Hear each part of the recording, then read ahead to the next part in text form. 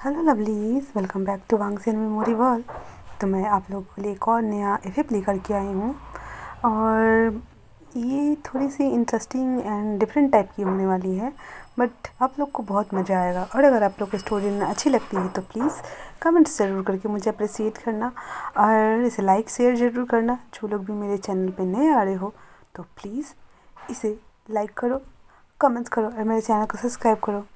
तो स्टोरी के स्टार्टिंग में हम आपको बताते हैं कि आज जैसे कॉलेज का रियूनियन होता है ना, तो वैसे ही विंग कॉलेज ख़त्म होने के बाद जो कि वो अपने घर पे रहता था अपने स्टेप मॉम एंड डैड के साथ में। वो एक वैसे तो ओमेगा है, बट फिर भी वो यूनिक ओमेगा है, क्योंकि ऐसे कह सकते हैं वो लड़की से भी शादी कर सकता है एंड लड़के से भी शादी कर सकता है। बट फिर भी कोई नहीं, आज जैसे कि कॉलेज रियूनियन था तो सभी लोग को इनवाइट किया गया था, उसमें वो भी आया हुआ था। उसके साथ उसका भाई भी आया हुआ था, जियांग चैंग, जो कि दोनों में खास बनती तो नहीं थी, बट फिर भी वो आया हुआ था क्योंकि वो अपने स्टेप मॉम्स की वजह से विंग को बिल्कुल भी पसंद नहीं करता था। हाँ, ये था कि उसके साथ ज़्यादा हार्श बिहेव नहीं करता था, बट उसे लाइक नहीं करता था वो।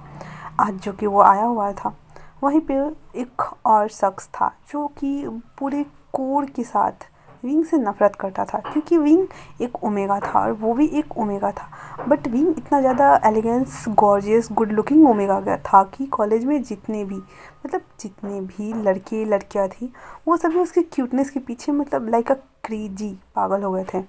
और ये चीज़ें उसे बर्दाश्त नहीं होती थी, क्योंकि वो कहता था कि ये एक स्टेप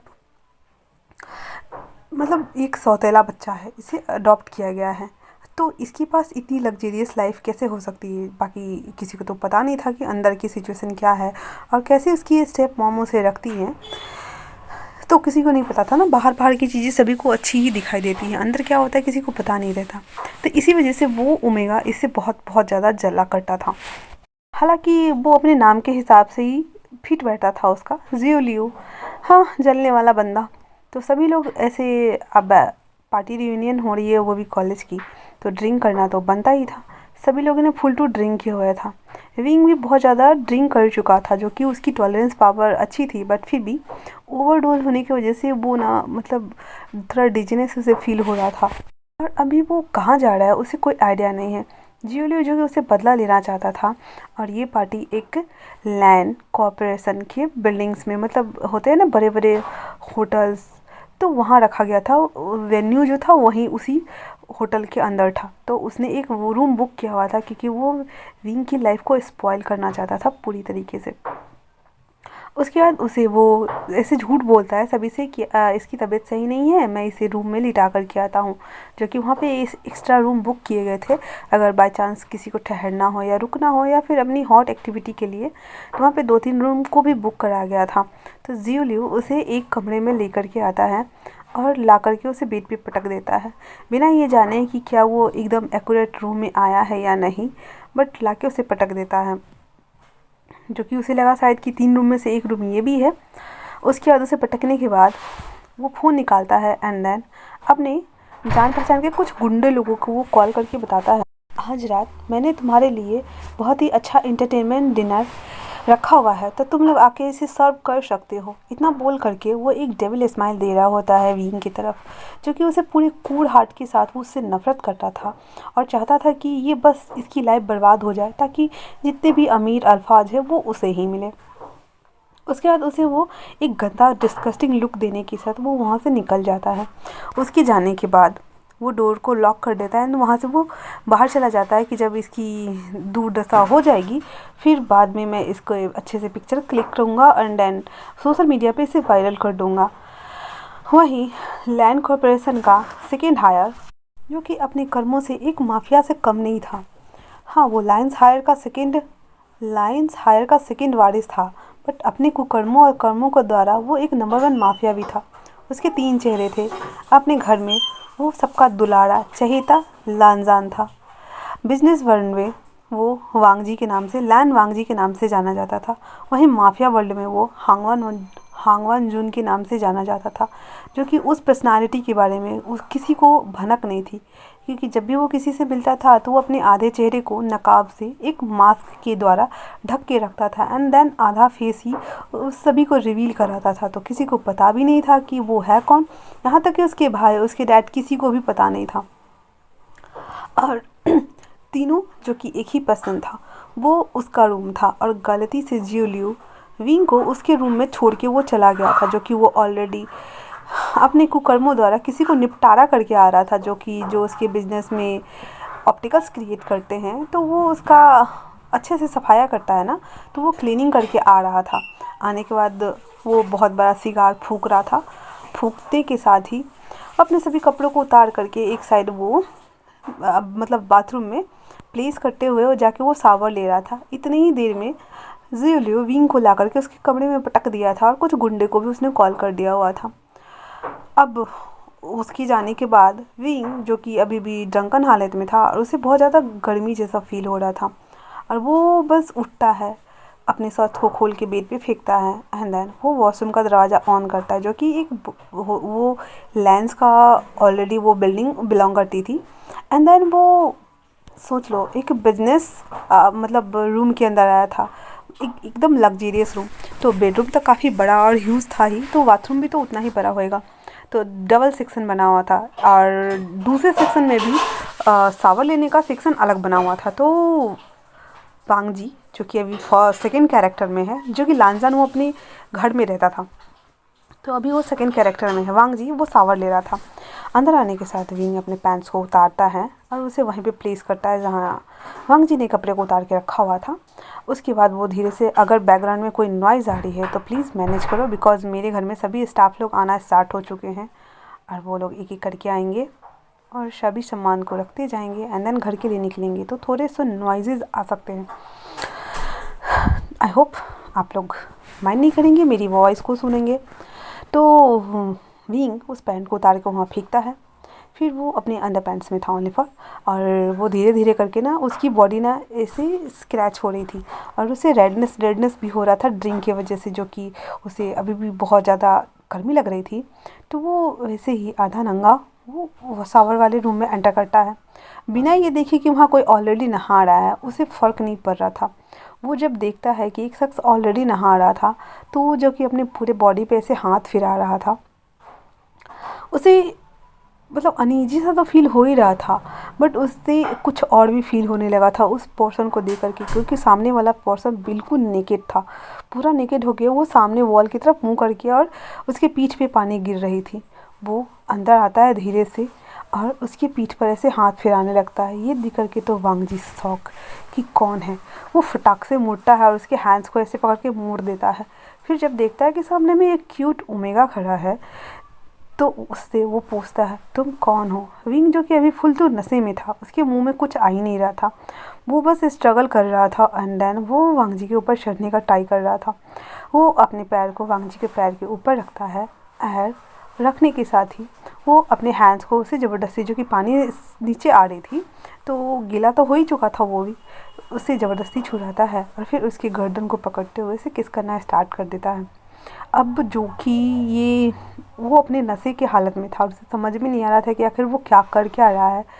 वांग जी को तो पहले सदमा लग गया था कि ये स्ट्रेंजर मतलब है कौन जो उसे किस कर रहा है, एंड देन वो फिर माइंड नहीं करता और फिर उसे वो किस बैक करना स्टार्ट कर देता है। और वो अब जब जस्ट निपटारा करके आ रहा था किसी का, तो उसे अपनी बॉडी को और माइंड दोनों को रिलैक्स करना था और उसके पीस खुद ही मतलब कह सकते हैं एक बन का टुकड़ा आया था, तो वो खाए क्यों ना भला। तो उसे किस बैक करना स्टार्ट कर देता है। फिर उसे अपनी कीज में लेता है और उसकी लंबी से बट को स्क्यूज करना स्टार्ट कर देता है। विंग, जो कि अभी भी नशे में था और वो एक बिटर से साउंड्स निकाल रहा था और किस के दौरान वो साउंड्स निकल रहे थे जिससे वांग जी एकदम क्रेजी होता जा रहा था। वो उसे शावर को बंद करता है, फिर उसे अपनी गोद में वैसे उठा कर के लाता है और ला कर के बेड पे पटक देता है। फिर उसके अंदर पैंट्स को उतार देता है एंड देन वो फिर उसके साथ में मेकआउट करना स्टार्ट कर देता है, बिकॉज़ अब जबकि वो उसे खुद ही सर्व कर रहा है तो ये भला क्यों ना इसका फ़ायदा उठाए। फिर वो उसके प्राइवेट पार्ट को अपने हाथ में लेता है, उसका स्क्यूज करता है, उसके पूरे बॉडी पे देखता है कि रेड रेड निशान पड़े हुए हैं, तो वो थोड़ा जेंटल रहने का कोशिश करता है, क्योंकि वो समझ गया था कि ये पर्सन का फर्स्ट नाइट है और जो कि उसकी बॉडी बहुत ही ज़्यादा सूदिंग थी। तो वो सबसे पहले तो बगल के ड्रॉअर से कॉन्डम्स निकालता है एंड उसे अपनी प्राइवेट पार्ट के ऊपर चढ़ाता है। फिर उसे किस करना स्टार्ट करता है, फिर उसके पैरों को थोड़ा स्प्रेड करके फिर उसके बटहोल में अपने प्राइवेट पार्ट को एंटर करा देता है और उसे किस किए जा रहा था। विंग जो कि अभी नशे में था, उसे कुछ नहीं पता कि उसकी बॉडी के साथ उसको क्या क्या चल क्या रहा है। वो बस एंजॉय कर रहा था और वो बेग कर रहा था कि बिना मर्सी दिखाए उसके साथ वो जितना हार्ड हो सके उतना करे। वांगजी भी वही करता है, उसकी हर डिमांड को वो पूरा कर रहा था। विंग के साथ वो हर पोजीशन में, हर तरह से, हर एंगल से इंटीमेट होता है और उसके बाद वो उसे कडल करके सो जाता है। अब मॉर्निंग के 3 बजे जब विंग की नींद खुलती है तो वो देखता है कि वो एक स्ट्रेंजर के साथ में सोया हुआ है, जो कि वो स्ट्रेंजर पीठ के बल लेटा हुआ था एंड उसकी मुंडी ना उसके अपोजिट साइड में थी। तो वो धीरे से कंबल से बाहर निकलता है एंड देन बाहर निकलने के साथ जल्दी जल्दी से जो उसने शर्ट फेंका हुआ था उसे पहनता है और अपने पैंट्स की जगह पे वो उसके पैंट्स को पहन लेता है। उसके बाद वो जल्दी से उस रूम से बाहर निकलता है। उसके जाने के बाद जो कि वांगजी को भी जाना था, तो वो उठता है और देखता है कि अरे उसके कपड़े तो नहीं हैं। तो जो उसने पहले पैंट ढूंढता है उसे नहीं मिलता। वो कपड़े लाने के लिए बोला तो था पर अभी तक लेके नहीं आया था और उसे निकलना था यहाँ से। तो वो वॉशरूम में जाता है तो देखता है कि पैंट्स ना ऐसे वॉश बेसिन होते हैं ना, वहाँ पे रखा हुआ है। तो वो विंग के पैंट्स को कैरी कर लेता है, जिसके अंदर विंग की अंगूठी थी राउंड शेप में और वो उसकी मॉम की आखिरी निशानी थी। तो वो उसे रख लेता, पहन लेता और वहाँ से निकल जाता है। उसके बाद जब वो वहाँ से निकल जाता है तो उसे निकलते हुए जियोलियो देख लेता है।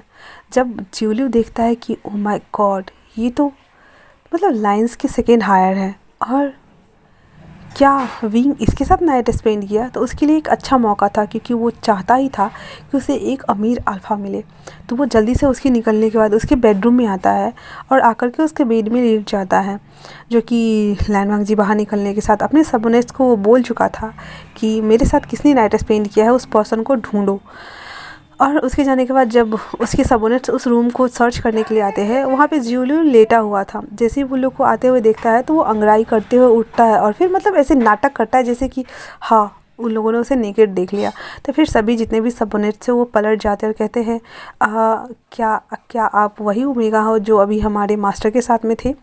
तो ये जियोलियो जो था वो झूठ बोल देता है, कहता है हाँ हाँ मैं ही था, तुम्हारे मास्टर मुझे यहाँ छोड़ के चले गए, मेरी रिस्पॉन्सिबिलिटी कौन लेगा, उन्होंने मेरे साथ 1 नाइट स्पेंड किया एंड देन मुझे ऐसे थ्रो आउट कर दिया। वो बहुत नौटंकी पीस, बहुत ड्रामा करता है। तो वो सबोनेट्स बोलते हैं हम आपको लेने के लिए आए हैं, प्लीज़ हमारे साथ चलिए। ऐसा बोल करके वो जियोलियो को वांगजी के फादर के पास लाके खड़ा कर देते हैं और कहते हैं कि देखिए सेकंड मास्टर ने इसी के साथ में नाइट स्पेंड किया है एंड देन अब ये कह रहा है कि हमें इसकी रिस्पॉन्सिबिलिटी लेनी चाहिए। तो वांगजी के फादर उस जियोलियो से कहते हैं अगर वांगजी ने ऐसा किया भी है तो वो शादी किससे करेगा वो उसका मैटर है, बट हाँ हम तुम्हारी रिस्पॉन्सिबिलिटी लेते हैं, तुम्हें जो चाहिए वो सब कुछ तुम्हें मिलेगा। और ऐसा बोल करके वो उसे एक कार्ड दे देते हैं, एक गाड़ी भी दे देते हैं और फिर उसे वहाँ से जाने के लिए कह देते हैं। अब तो जियोलियो को मतलब एक लग्जीरियस लाइफ मिल गई थी। वो कभी भी लाइन्स मेंशन में आ सकता था, उसकी कंपनी में जा सकता था और सबको झूठ झूठ बोलता फिर रहा था कि वो सेकेंड हैंड से शादी करने वाला है, जो कि ऐसा तो शायद ही उसके सपने में होए। अब इधर इन सभी इंसिडेंट्स का लगभग 2 साल हो गया था। मतलब उस रात के बाद तो विंग जैसे वांगजी के लाइफ से तो वैनिथ ही हो चुका था और फिर वो किसी को बताता भी नहीं है कि वो 1 नाइट स्पेंड करके आया, बिकॉज वो नहीं बताना चाहता था। ऑलरेडी आचेंग उससे इतना ज़्यादा नफरत करता था और उसकी शादी उसकी सीजिए ही थी उस पूरे घर में जो उसे समझती थी, बट उसकी सीजिए ने भी उस पीकॉक से शादी कर लिया और वो अमेरिका में सेटल हो गई थी। तो वो बस ओनली फॉर फ़ोन पे ही बातें करता था। अब घर में आचेंग और विंग बचे हुए थे। आचेंग की शादी यू ग्रुप के मतलब उसके बड़े बेटे के साथ होने वाला था। तो जब टीवी में न्यूज़ आती है कि यू ग्रुप पूरी तरह से बैंकरप्ट हो गया है। एंड देन उसका जो कुछ भी था वो सभी सीज कर लिया गया, उसके पास कुछ नहीं, फूटी कौड़ी नहीं बचा हुआ है। लेकिन हाँ, शादी करने से जब शादी लगा था तो ऐसे डाउरी वहाँ पे ना लड़के वाले देते हैं, लड़की वाली नहीं। मतलब जो शादी करने के लिए आता है ना जिसके साथ, वो डाउरी देता है।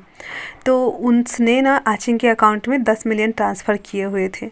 तो आचिंग का ऑलरेडी एक बॉयफ्रेंड था, और मैं यहाँ पे ना आचिंग को नी मंजू के साथ में सेटअप कर रही हूँ, बिकॉज़ यहाँ पे हाईक्वान एक अल्फ़ा तो है, बट उसकी शादी ऑलरेडी एक लड़की से हो चुकी है। और ये ट्विस्ट आपको बाद में पता चलेगा कि मैंने नी मंजू के साथ में क्यों इसे सेटल किया है। तो आचिंग का ऑलरेडी बॉयफ्रेंड था जिसके साथ वो डेट कर रहा था, और वो नी बिज़नेस ग्रुप का बहुत अच्छा पोस्ट पे था, और वो उसकी मीडिया हाउसिंग थी, ठीक है। तो वो उसके साथ डेट कर रहा था। तो वो जब सुनता है कि ये बैंकरप्ट हो गया है, तो वो मॉम के पास आकर के कहता है, मॉम मुझे ना उससे नहीं शादी करनी, मेरा ऑलरेडी बॉयफ्रेंड है, आप प्लीज़ कुछ कीजिए ना। तो उसकी मॉम बोलती हैं, पर तुम्हारे अकाउंट में उसने 10 मिलियन ट्रांसफ़र किए हैं और हम इसे नकार नहीं सकते, और शादी कल ही है। तो आचिंग कहता है, मॉम तो मेरी जगह प्लीज़ आप विंग को शादी करा दीजिए ना, विंग भी तो इसी घर का है ना, थोड़ी पता चलेगा किसी को। तो उसकी मॉम को, मैडम यू को ये बात अच्छी लग जाती है और कहते हैं, हाँ ठीक है, मैं सोचती हूँ इस बारे में। ऐसा बोल के वो चला जाता है। फिर उसके जाने के बाद वो अपने हस्बैंड के पास आती है और उसे मतलब कहती है, जो जियांग फैमिया थे वो एक वेजिटेबल स्टेट में थे, मतलब उसका हाथ पैर काम नहीं करता था, उसकी बॉडी भी काम नहीं करती थी, ओनली फॉर वो सुन सकते थे। और अगर कोई काम करवाना भी होता था ना, तो मैडम यूँ ना उसकी जगह पे खुद ही साइन वाइन करके सारे काम कर लिया करती थी। तो वो फिर भी आके बताती हैं कि कल आपकी बेटी की शादी है, वो भी यू ग्रुप के साथ में। ये सुनकर के जियांग फैमिया की आंखों से आंसू आ रहे थे, बिकॉज उन्हें भी पता था उसकी जो दिन रात सेवा करते थे, जो एक मेन पीए कह सकते हैं उसे, वो हर बात उन्हें आके बताता था। ये सुनने के साथ उनकी आंखों से आंसू आ गए थे और वो रोना स्टार्ट कर चुका था। बट मैडम यू तो पत्थर दिल, मतलब स्टोन फेस बीस्ट वाली औरत बोल सकते हो उसको, तो पत्थर दिल थी, वो कहाँ पिघलने वाला था। उसके बाद जब विंग, ऐसे तो वो कंपनी, मतलब जो जियांग्स ग्रुप थे उस कंपनी में वो काम करता था, बट एज ए एम्प्लॉय, ना कि एज ए मालिक। और सारा काम वाम मैडम यू खुद संभालती थी एंड जियांग चेन संभालता था। तो वो जब घर आती हैं, तो उसके बाद जब घर आता है विंग, सॉरी, तो मैडम यू उसे ना ताना मारते हुए कहती हैं, तुम्हें कल शादी करनी है। तो विंग कहता है, बट मैं शादी क्यों करूँ भला। तो इस पर मैडम यू कहती है, बिकॉज मैं चाहती हूँ कि तुम शादी करो यू ग्रुप के जो बेटे हैं उसके साथ। तो इस पर विंग कहता है, बट वो उन लोगों का तो बैंकरप्ट हो गया है ना, और उनके पास कुछ भी नहीं है, फिर आप उनसे मेरी शादी क्यों करवाना चाहते हैं। तो मैडम यू कहती है, बिकॉज तुम जानते हो ना आचिंग का रिश्ता लगा था, और आचिंग ऑलरेडी किसी को डेट कर रहा है, और जहाँ तक मुझे पता है तो तुम तो अपने आप मुँह काला करा के आ ही चुके हो। तो अगर किसी को पता चलता है कि तुमने ऑलरेडी किसी स्ट्रेंजर के साथ में नाइट स्पेंड कर लिया है, तो तुमसे शादी कौन ही करेगा भला। मैडम यू की बात सुनकर के विंग को बहुत रोना आ रहा था, बट फिर भी वो कहता है, मैं नहीं करना चाहता। तो मैडम यूँ एहसान गिनाने लगती है कि जब तुम छोटे थे तो कैसे तुम्हारे डैड ने तुम्हें अपने ग्रैंड पेरेंट्स के घर से उठा के यहाँ लाया, और यहाँ अपने फादर का नाम मिला तुम्हें। क्या तुम्हारा फ़र्ज़ नहीं बनता कि तुम अपने फादर के लिए इतना करो। मतलब उसे इमोशनल टॉर्चर करती हैं। तो विंग ना चाहते हुए विंग को हाँ करना पड़ता है।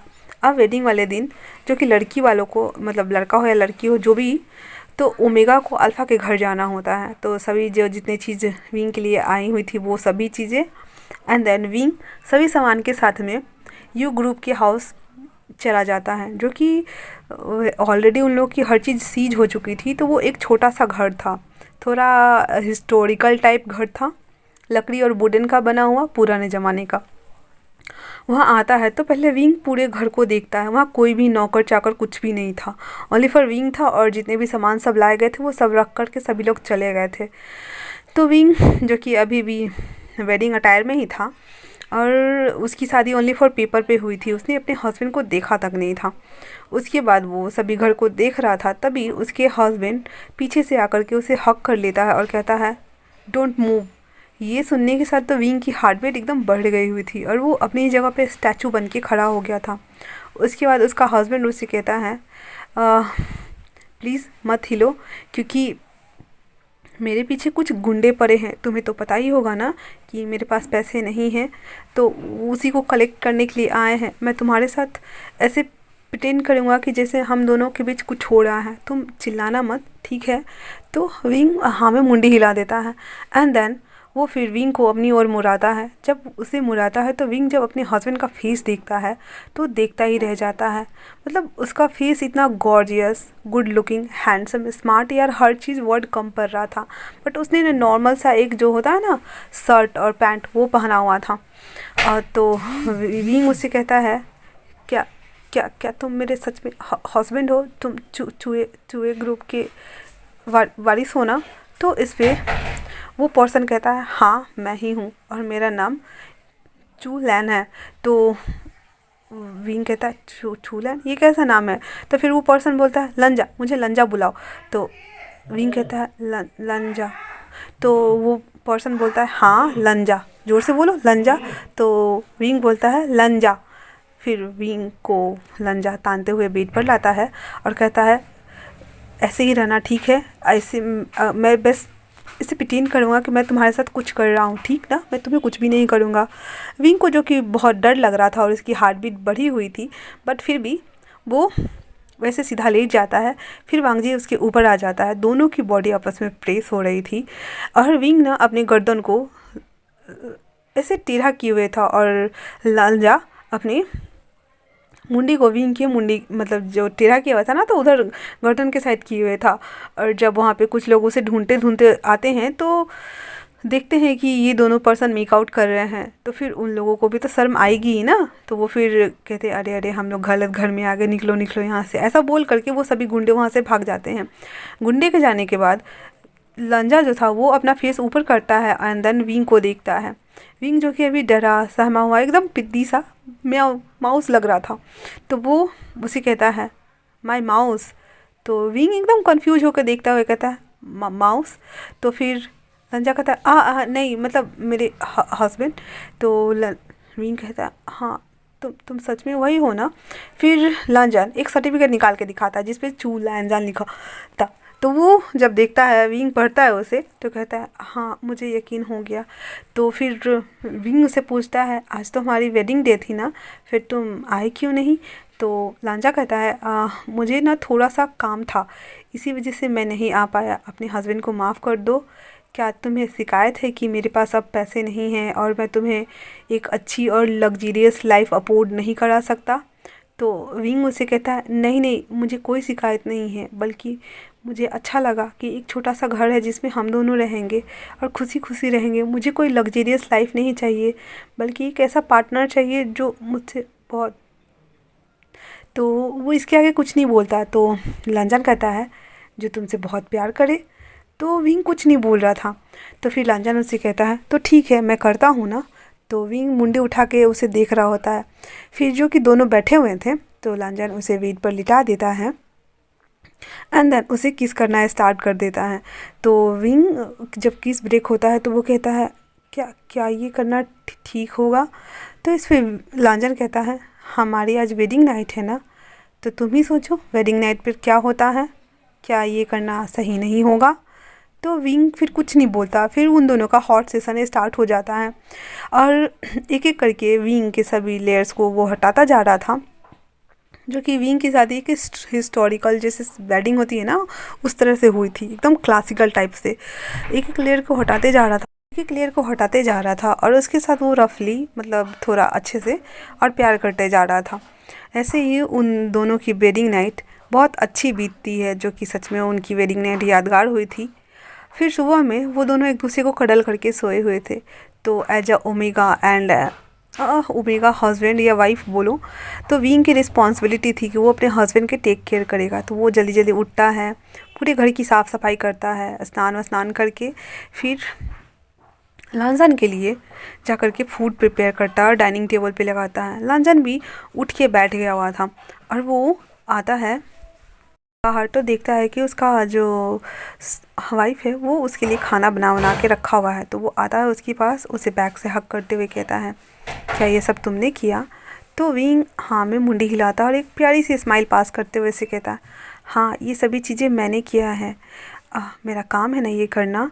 तो लांचन कहता है ऐसा नहीं है कि बस तुम्हें ही करना है, मैं भी करूँगा ना तुम्हारी हेल्प। अब तुम्हारा हस्बैंड इतना बेरोज़गार भी नहीं है, मेरे पास मैं भी काम करता हूँ, मैं एक कॉर्पोरेट कंपनी में काम करता हूँ। और हाँ, भले ही मेरी सैलरी उतनी नहीं है बट मैं तुम्हें तो थोड़ी सी खुशियाँ तो प्रोवाइड करा ही सकता हूँ। तो विंग उसकी ओर पलटते हुए कहता है उसकी कोई ज़रूरत नहीं है, मैं भी तो काम करता हूँ ना, हम दोनों के खर्चे से हमारा घर चल जाएगा और मैं बस खुश हूँ तुम्हारे साथ। ऐसा बोल करके और वो विंग जो था वो लांजर के फोरहेड पर किस करता है एंड देन फिर दोनों ब्रेकफास्ट इंजॉय करते हैं। उसके बाद विंग अपने काम के लिए निकल जाता है और लानवांग जी अपने लैंड कॉरपोरेशन के लिए निकल जाता है, जो कि उसने अपनी आइडेंटिटी बदली हुई थी बिकॉज़ जो वो उसके अपने अच्छे कुकर्मों द्वारा उसने बहुत सारे गुंडे बना लिए थे, बिजनेस से रिगार्डेड बहुत सारे उसके दुश्मन बन गए थे। तो आए दिन कोई ना कोई उसको ना जान से मारने की धमकी मिलती रहती थी या फिर कोई ना कोई उसको टपकाने के फिराक में रहता ही रहता था। तो वो थोड़ा बहुत आइडेंटिटी चेंज करके इधर उधर छुपा करता था। और अभी वो चूहे ग्रुप का जो बैंकरप्ट हो गया था, तो लानवांग जी ने कहा था कि वो उसकी मदद करेगा, बदले में वो उसकी आइडेंटिटी लेगा और उसके घर में रहेगा। और अब उसके घर में रहेगा तो इस हिसाब से उसकी शादी उसके साथ हो गई। फिर जब वो आया था अपने ऑफिस आने के बाद, वो जब बैठा हुआ था तो सोच रहा था कि क्या कल उसे उसके हस्बैंड के साथ में वो नाइट स्पेंड करना चाहिए था उसे, बिकॉज उसकी आइडेंटिटी खुद की नहीं है और उस पर्सन ने भी उससे शादी नहीं की है बल्कि उसने चूहे ग्रुप के वारिस के साथ में शादी किया है। और जिस दिन अगर उसे पता चला तो क्या वो उसे गलत समझेगा या फिर ऐसा समझेगा कि उसने उसे धोखा दिया है। और वो यही सब सोच रहा था। पर फिर अपने मन में आते हैं ना बार बार अच्छे और बुरे थॉट, तो एक और थॉट आता है और बोलता है कि अब जो भी हो तुम उसके हस्बैंड हो और अगर उसकी ने ऐसा कुछ किया भी तो तुम उससे उसको डिवोर्स करा के तुम उससे शादी कर लोगे। ये बात वो सोच करके थोड़ा रिलैक्स हो जाता है और अपने काम में लग जाता है। विंग भी जो कि अपने जहाँ वो काम करता था पार्ट टाइम वेटर का जॉब करता था, तो अब तो उसकी शादी हो गई थी ना, तो वो सोचता है कि क्यों ना मैं इंटरव्यू दे के देखूँ, अगर मुझे मेरा लक अच्छा रहा तो मैं शायद से किसी अच्छी कंपनी में जॉब कर सकता हूँ, जो भी काम मिले मैं वो कर सकता हूँ। तो वो इंटरव्यू देने के लिए लैंड हायर्स की बिल्डिंग मतलब लैंड हायर्स की ऑफिस में ही आता है और इंटरव्यू का जो भी प्रोसीजर होता है वो सबमिट करके और घर चला आता है। घर आने के बाद वो जब आके खाना वाना बनाता है और अपने हस्बैंड का वेट कर रहा था, आने के बाद वो उसे कहता है अपने हस्बैंड को, लांजान को, मैंने ना जॉब के लिए अप्लाई किया है। तो लांजान खाते खाते रुक जाता है और पूछता है कहाँ तुमने अप्लाई किया है। तो विंग बता देता है कि जो लायंस कंपनी है ना, मैंने उसके अंडर में काम करने के लिए मुझे जो जो भी पोजीशन मिले मुझे चलेगा, बट मैंने वहाँ पे जॉब के लिए अप्लाई किया है, देखो क्या होता है। ऐसा बोल करके फिर वो दोनों खाते, क्योंकि विंग कोई भी बात लांजान से छुपाता नहीं था। लांजान भी विंग से कभी झूठ नहीं बोलता था, फिर उसने अब बस अपनी आइडेंटिटी छुपाई हुई थी। बाकी वो जो भी चीज़ करता था वो सब बता देता था। हाँ, वो ये भी बता देता था कि आज उसकी मीटिंग है, आज वो वहाँ गया था वहाँ गया था, बट ये नहीं बताता था कि वो लायंस की तरफ से गया था। वो बोलता था कि वो कॉर्पोरेटर है ना, तो उसे जाना पड़ता था यहाँ वहाँ। तो वो सभी चीज़ें वो भी बताता था और वो भी बताता था। फिर दोनों फूड एंजॉय करते हैं अच्छे से एंड देन फिर रात को वो अपनी एवरीडे वाले मीन्स एवरीडे वाले एक्टिविटी को स्टार्ट कर देते हैं। इन दोनों की लाइफ ऐसी ही अच्छी खासी चल रही थी। ऐसे ही एक सप्ताह बीत गया था और आज फाइनली उसे हाँ या ना का जवाब मिलने वाला था। जब लैंजन को पता चला था कि उसकी कंपनी में विंग ने अप्लाई किया है, तो पहले ही अपने जो पीए था, जिसका पीए था ना सिंचन, उसे कहता है कि वो ऑफिस में जितने भी न्यू इंटर्न्स के लिए अप्लाई आए हैं ना, उन सब की डिटेल्स मुझे भेजो। और जब उसे पता चलता है कि हाँ उसके हस्बैंड ने भी अप्लाई किया है, तो वो बोलता है और किसी को रिक्रूटमेंट करो या ना करो बट इसका हो जाना चाहिए। तो उसका पीए बोलता है यस बॉस हो जाएगा, इतना बोल करके और फिर वो फ़ोन कट कर देता है। तो जब वो वही वापस से बार में जा रहा था काम करने के लिए, तो उसके फ़ोन पे नोटिफिकेशन आती है कि उसे एज ए इंटर्न जॉब मिल गई है। तो विंग बहुत ज़्यादा खुश हो गया था कि चलो पर डे ही सही, पर 2000 युआन तो आएंगे ना, मतलब हाँ बाहर से तो थोड़ा ज़्यादा ही पैसे मिलने वाले हैं उसे। ये सोच कर के खुश हो गया था। फिर जब वहाँ से काम वाम ख़त्म करके जब शाम को वो आ रहा था, तो घर के लिए कुछ अच्छा सा वेजिटेबल्स मीट वगैरह सब ले लेता है, क्योंकि उसे खाना बनाना था और अपने हस्बैंड को बताना भी था। तो वो सब कुछ करके रखा हुआ था। तभी ना लानजान आता है तो देखता है कि वो ना मतलब ऐसे टुकुर टुकुर के चल रहा था और अपना पीठ पकड़े हुए था। तो वो उसके पास भाग कर के जाता है और कहता है, लंजा लंजा क्या हुआ है तुम्हें? तुम ऐसे ऐसे क्यों कर रहे हो? क्या क्या क्या हुआ? डॉक्टर के पास चलते हैं ना। तो लंजान उसके हैंड्स को पकड़ते हुए कहता है, नहीं नहीं, मैं ठीक हूँ, तुम यहाँ यहाँ यहाँ आओ और लाओ, मुझे बैठाओ। तो फिर वो उसे ला करके कुर्सी खींच करके उसे बैठाता है और फिर उससे बोलता है कि जाओ जल्दी से गर्म पानी लेकर के आओ। तो विंग भाग करके जाता है किचन में, गर्म पानी करता है, लेकर के आता है। फिर कहता है चाकू भी लेकर के आओ। फिर एक कैंडल भी लाता है और चाकू भी लाता है और कहता है मुझे गोली लगी है, निकालो। तो विंग एकदम पैनिक करने लगता है और उसके हाथ पाँव एकदम ठंडे हो गए थे और वो पैनिक करते हुए बोलता है, क्या क्या क्या गोली लगी है? हम डॉक्टर के पास चलते हैं ना, तो तुम्हें कुछ हो जाएगा तो मैं क्या करूँगा? प्लीज़ प्लीज़ तुम मरना मत, ठीक है ना? अगर अगर तुम्हें कुछ हो गया तो मैं भी मर जाऊँगा। मैं तुमसे बहुत प्यार करता हूँ, मैं ऐसे नहीं जी सकता, प्लीज़ प्लीज़ मरना मत, मरना मत, मरना मत।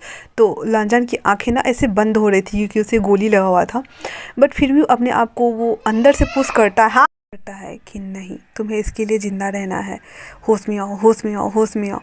ऐसा वो पुश कर रहा था खुद को। फिर कहता है जल्दी करो विंग। तो विंग के हाथ पाँव एकदम ठंडे पड़ गए थे। वो कहता है मैं क्या करूँ? तो उसके हैंड्स को पकड़ता है और कहता है तुम चाहते हो ना मैं ज़िंदा रहूँ, तो करो, प्लीज़ करो।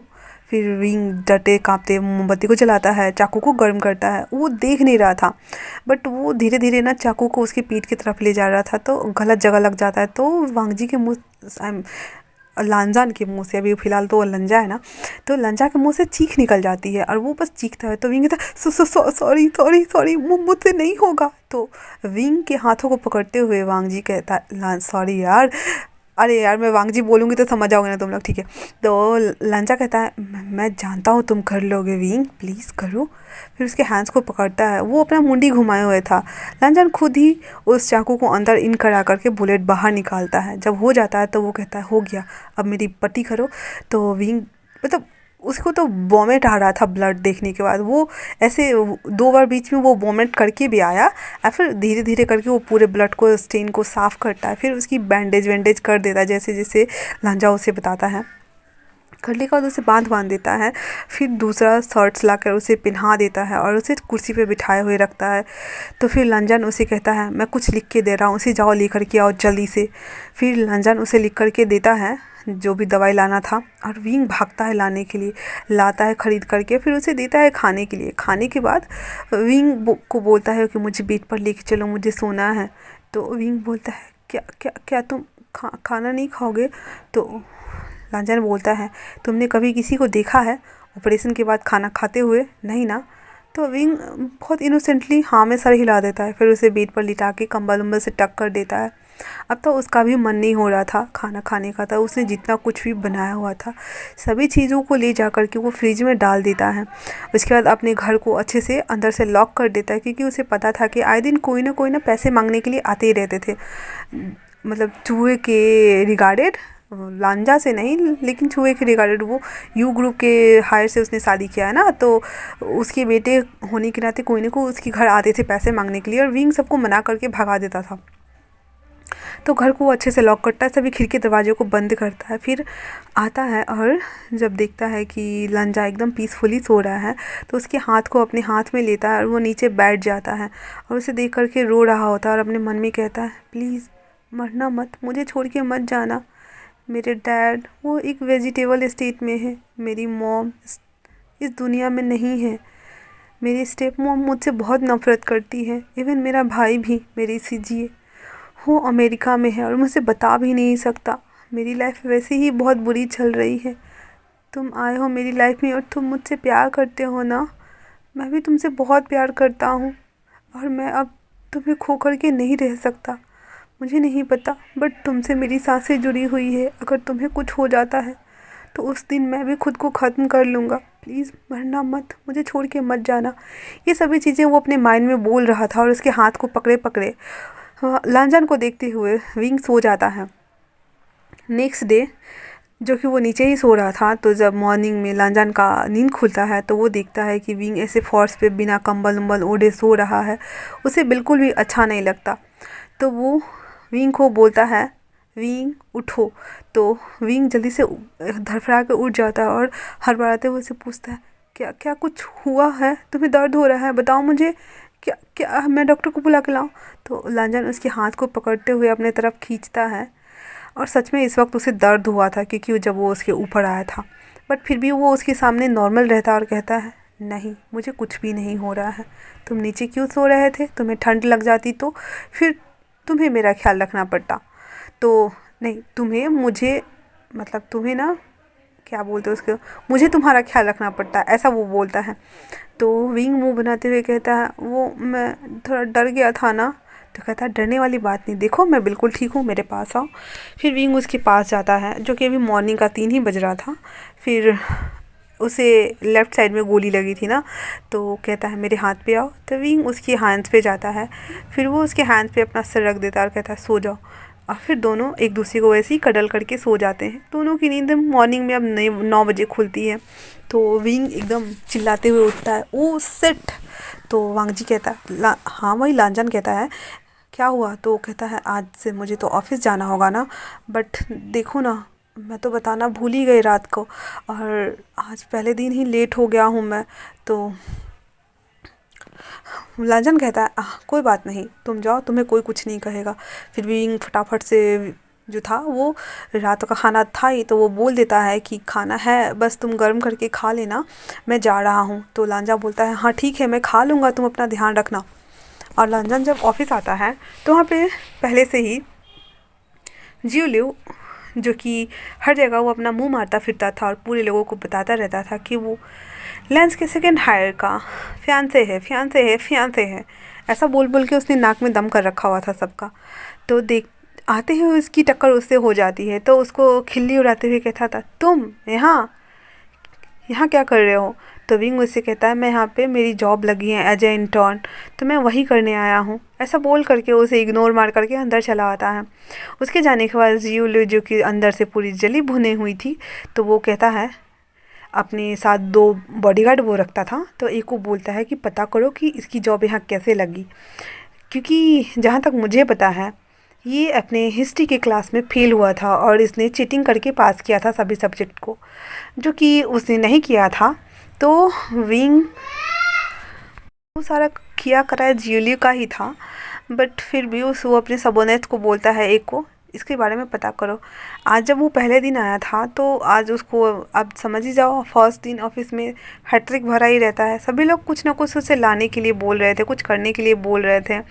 एंड लास्ट में जब जियोलियो को पता चलता है कि इसको ना लेंस के किसी आदमी ने ही काम पे रखवाया है, तो वो उसे बहुत गुस्सा आता है। फिर वहाँ आने के बाद ना वो तमाशा खड़ा कर देता है और सबको बोलता है, जितने भी वहाँ पे एम्प्लॉय काम कर रहे थे सबको बोलता है, तुम्हें पता है ये नया इंटर्न जो यहाँ आया है, ये हिस्ट्री के क्लास में चोरी करते पकड़ा गया था, और इसी वजह से इसे 10 दिन के लिए सस्पेंड भी किया गया था।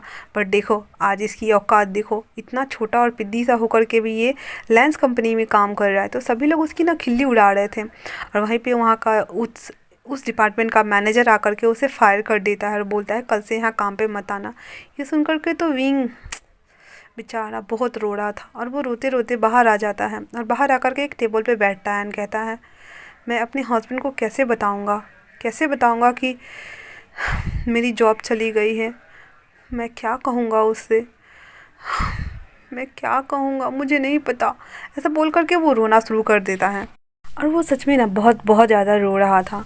तभी ना वो उसके फ़ोन पर ना लांजान का कॉल आता है। तो वो पहले तो फ़ोन देखता है, फिर कुछ देर रुकता है, फिर कहता है नहीं उठाऊंगा तो उसे बुरा लगेगा। फिर वो उठा लेता है और अपने आप को थोड़ा नॉर्मल करते हुए हेलो कहता है। उसकी वॉइस सुनकर ही लांजान को पता चल गया था कि पक्का इसको कुछ ना कुछ तो हुआ है। बट फिर भी वो नॉर्मल होते हुए उससे पूछता है, विंग आज तुम्हारा काम पे पहला दिन है ना, तो तुम्हारा ऑफिस में कैसा जा रहा है? विंग भी एकदम चीयरफुल वॉइस में कहता है, हाँ बहुत अच्छा जा रहा है मेरा दिन, और देखो ना सब लोग मुझसे कितना काम करने को बोल रहे हैं, मैं तो कर कर के थक गया, बट मुझे सच में बहुत अच्छा लग रहा है और मैं बहुत इंजॉय भी कर रहा हूँ।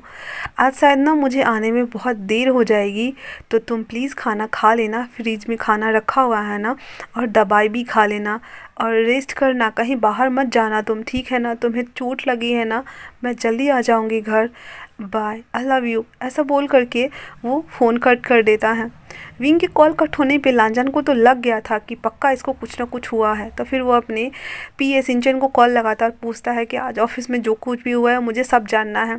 5 मिनट बाद सिंचन वापस से उसे कॉल करके बताता है कि आपका जो फियांसे है उसने आपके हस्बैंड को बुली किया है। तो जब विंग के बारे में जो कुछ भी हुआ था वो सभी चीज़ें वो बता देता है। तो पहले तो जो लांछन था वो कहता है तुम उसे मेरा फियांसे बुलाना बंद करो, बिकॉज़ तुम्हें भी पता है और मुझे भी, वो मेरा फियांसे नहीं है, वो सबको झूठ बोलता आ रहा है और बाद में मैं उससे निपट लूँगा जब तक मुझे पता ना चल जाए कि मैंने उस रात किसके साथ नाइट स्पेंड किया, बिकॉज़ ये वो तो बिल्कुल भी नहीं था। और फिर अपने मन में कहता है पता नहीं क्यों जब भी मैं अपने हस्बैंड को टच करता हूँ उसकी वार्मनेस, उसकी वो एहसास, उसकी वो बिटर से साउंड्स और वो मॉर्निंग साउंड्स पता नहीं क्यों मुझे क्रेजी करती है और उसी बॉय की याद दिलाती है। बट क्या ऐसा हो सकता है, पता नहीं। फिर वो अपने थॉट से बाहर आते हुए कहता है दोबारा से उसे काम पर रखो एंड देन उसे इन्फॉर्म कर देना कल, ऐसा बोल करके वो कॉल कट कर देता और कहता है विंग मेरे रहते हुए मेरे हस्बैंड को कोई बुली करे, ऐसा मैं होने दे सकता हूँ क्या, बिल्कुल भी नहीं। तो कैसा लगा आप लोगों को ये फर्स्ट पार्ट, आप लोग मुझे कमेंट्स करके ज़रूर बताइएगा। आप लोगों को अगर अच्छा लगता है तो प्लीज़ प्लीज़ अप्रिसिएट कीजिए और लाइक करो, शेयर करो। Thanks for watching.